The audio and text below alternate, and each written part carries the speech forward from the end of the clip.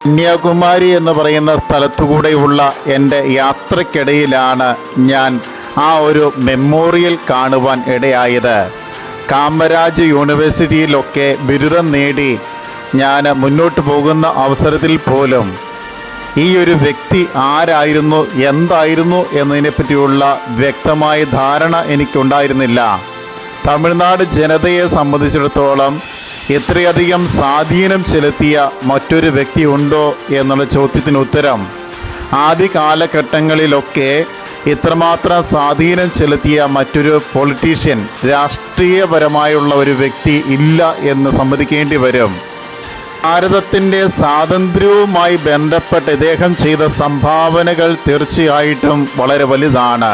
അതുമാത്രമല്ല, മദ്രാസ് എന്ന് പറയുന്ന അറിയപ്പെടുന്ന ഒരു സ്ഥലത്തിൻ്റെ അധിപനായിട്ട് മാറിയിരിക്കുന്നു എന്നുള്ളത് കൊണ്ട് തന്നെയാണ് മദ്രാസ് കാമരാജ് യൂണിവേഴ്സിറ്റി പോലും ഇദ്ദേഹത്തിൻ്റെ ഓർമ്മയ്ക്കായിട്ട് ഇന്നും നിലകൊള്ളുവാനുള്ള കാരണമെന്ന് പറയുന്നത്.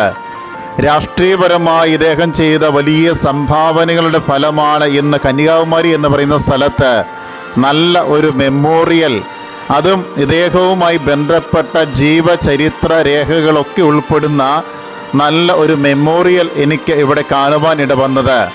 ഏതാനും മിനിറ്റുകൾ ഇവിടെ കയറി കണ്ട് സമയം ചെലവഴിച്ചതിന് ശേഷമാണ് അടുത്ത സ്ഥലത്തേക്ക് ഞാനും നടന്നു നീങ്ങിയത്.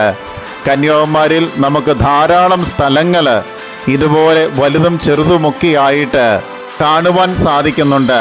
അതിലൂടെ ഒരു യാത്രയാണ് ഇവിടെ എത്തിക്കഴിഞ്ഞപ്പോൾ ഞാൻ ഓരോ ദിവസവും നടത്തിക്കൊണ്ടിരിക്കുന്നത്.